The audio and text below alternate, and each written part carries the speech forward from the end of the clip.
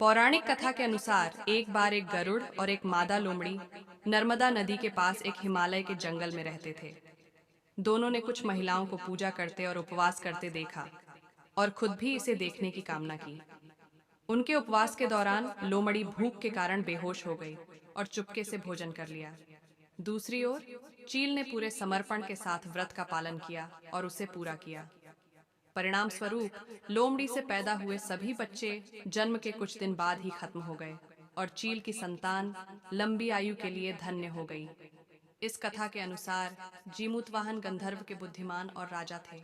जीमूतवाहन शासक बनने से संतुष्ट नहीं थे और परिणाम स्वरूप उन्होंने अपने भाइयों को अपने राज्य की सभी जिम्मेदारियां दी और अपने पिता की सेवा के लिए जंगल में चले गए।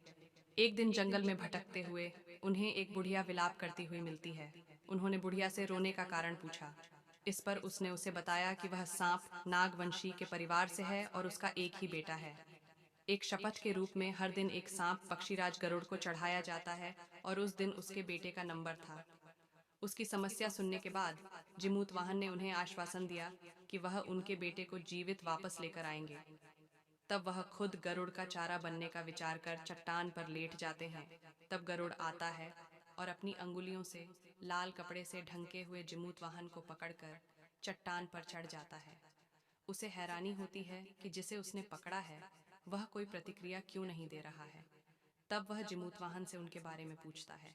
तब गरुड़ जिमूतवाहन की वीरता और परोपकार से प्रसन्न होकर सांपों से कोई और बलिदान नहीं लेने का वादा करता है। मान्यता है कि तभी से ही संतान की लंबी उम्र और कल्याण के लिए जितिया व्रत मनाया जाता है।